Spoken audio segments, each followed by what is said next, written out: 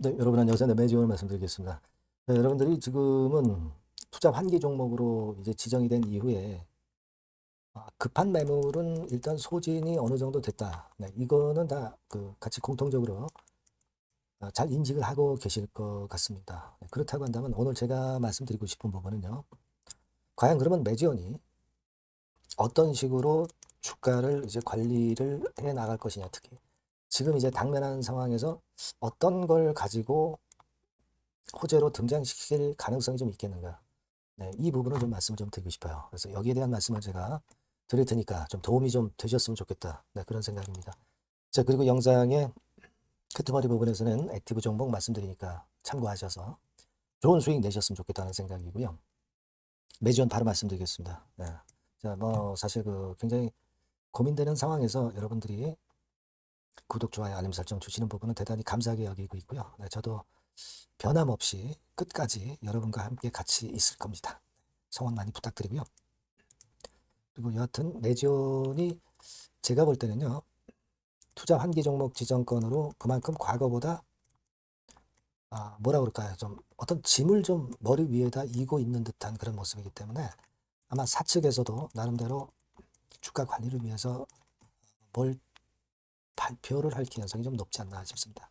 네, 이런 건들은요. 제가 바로바로 여러분들에게 실시간으로 드리는 것이 굉장히 좋죠. 영상은 좀 느리기 때문에 텔방으로 꼭 들어오시라는 말씀을 올립니다. 네, 매지원 입장이라고 문자 주세요. 네, 텔방으로 초대해 드리겠습니다. 네, 그렇게 말씀을 드립니다. 자, 지금요. 일단 투자주의 환기 종목으로 지정이 됐다. 그럼 자금 같은 게 이제 문제란 말이에요. 그죠? 그래서 저는 이 자금에 여러분들이 좀 집중을 어떤 방안이 나오겠는가 이 방안을 잘 생각해 볼 필요가 있지 않나 그렇게 보는데요. 여러분 예전에 이거 좀 기억하실 것으로 보여집니다. 뭐냐면은 PRV라고 있죠. 오늘 우선 바우처 제도 건과 관련해서 티켓건에 대한 얘기가 예전에 나왔던 거 여러분들이 아마 기억하시는 분들 계실 거예요. 그래서 지난번에 2월 19일 날 그 얘기가 나왔잖아요. 3천억짜리 현금 티켓을 손에 넣었다. 그래서 이 기사가 나왔었습니다. 그렇죠? 뭐 이거는 물론 여러분 우선 심사 바우처 이 티켓은 PRV 티켓이라고 볼 수 있는데 사실 승인 후에 부여가 되는 거잖아요. 그러니까 허가 나는 게 먼저예요. 그죠? 그러니까 허가 나는 것이 먼저고 나중에 결국 이제 이게 가치가 3천억 정도 뭐 예를 들면 가치가 되는 것인데 지금은 아무런 이게 소용이 없지 않느냐. 여러분들이 그렇게 생각하실 수 있는데 그렇지 않습니다. 이게 이 PRV를 가지고 선제적으로 자금을 이용을 할 수도 있다는 거. 이 부분도 여러분들이 생각하셔야 돼요. 예전에 매지온 IR에서 이제 그런 이야기들이 좀 나왔던 것으로 보여지는데요. 그걸 우리가 생각해 볼 필요가 있습니다. 이거를 선매각해 가지고 자금을 만들 수 있다는 거예요. 지금 뭐 매지온으로서는 자금이 일단 급하잖아요. 그죠? 예, 요런 건으로 할 수도 있고 그리고 뭐 전략적 파트너십 예, 이런 식으로 해서 그래서 어떤 돌파구를 열 수도 있는 겁니다. 그러니까 여러분 지금 이 PRV 건을 이용을 해서 이런 자금을 만들 수 있는 그런 건이 될 수 있다는 거예요. 더군다나 중간 결과도 괜찮고 지금 현재 승인에 대한 확률이 이제 많이 올라간 상황이라는 건 알잖아요. 우리. 투자 환기 종목은 이제 다른 사유 때문에 이제 투자 환기 종목이 된 거고. 그죠? 이 부분이 제가 볼 때는 이제 모멘텀으로 좀 작용이 되고 이 건에 대한 부분들이 좀 나올 수 있지 않겠나 이렇게 생각이 됩니다.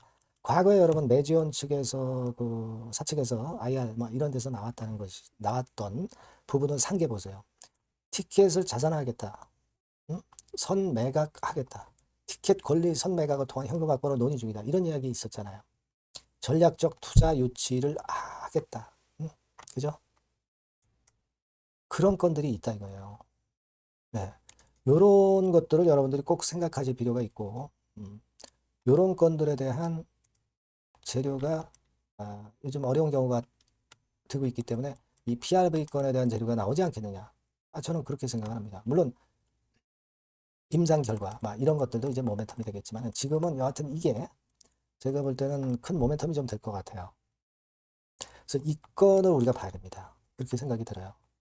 지금 여러분 가만히 보시면은요, 좀 거래는 좀 줄어들었죠. 아무래도 투자 환기되고서. 그렇다고 뭐 외인 매도가 많이 나오는 건 아니고, 뭐 공매도 뭐 이런 것들 좀 나오긴 합니다만 수량 자체는 많지는 않아요. 이게 거래가 작다 보니까 공매도 비중이 높아서 그런 것이지. 그죠? 그리고 지난번에 대차 일시적으로 그 환기 종목 코스피 그 코스닥 150 지수에서 빠져나갈 때 그때 대차가 빨간 선입니다. 크게 증가했던 것은 다시 감소가 됐잖아요. 그죠? 이런 것들을 우리가 좀 보실 필요가 있다. 이렇게 생각이 들어요. 그러니까 이런 부분들을 생각할 수 있고 나쁘지 않다고 보여지고 중요한 것은 그거예요. 그죠? 유대나필 가치가 변하지는 않았잖아요. 환기 종목 되면서. 그죠? 그거하고 이 PRV 건이 좀 등장할 개연성이 좀 높지 않겠는가.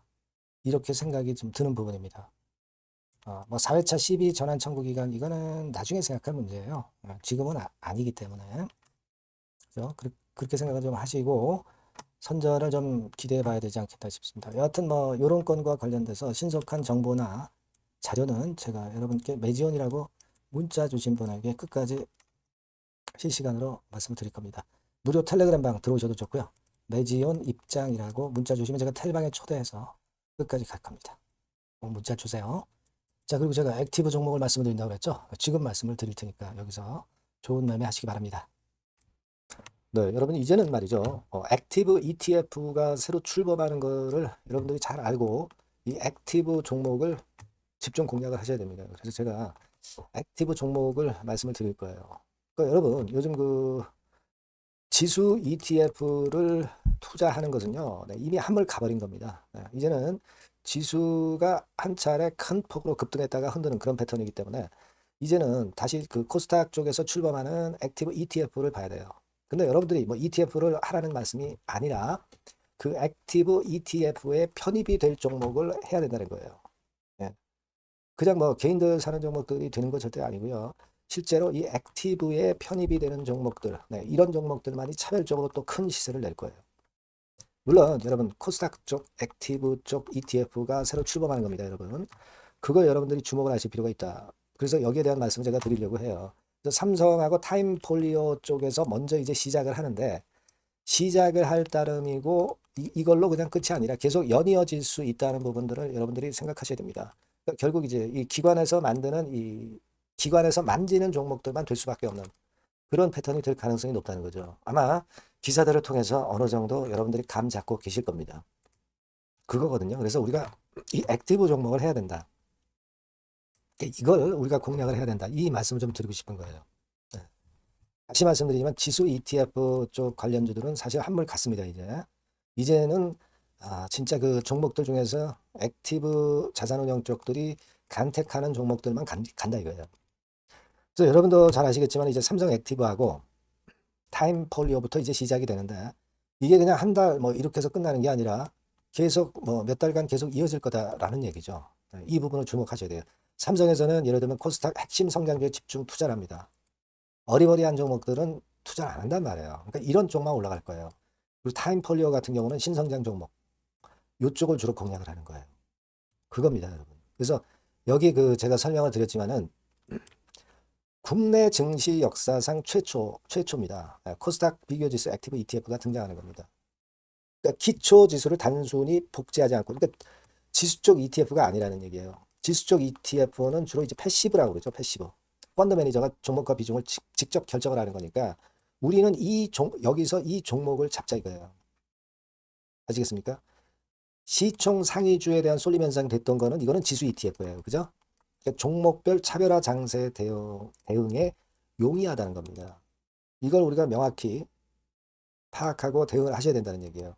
그래서 여러분 여기 나와 있지만 액티브 ETF하고 패시브 ETF하고 비교를 한 거 나와 있습니다만 패시브 ETF는 지수에 투자를 하는 거고 액티브 ETF는 종목에 투자를 하는 거다. 모든 종목 투자하는 게 아니라 엑기스 종목만 한다 이거예요.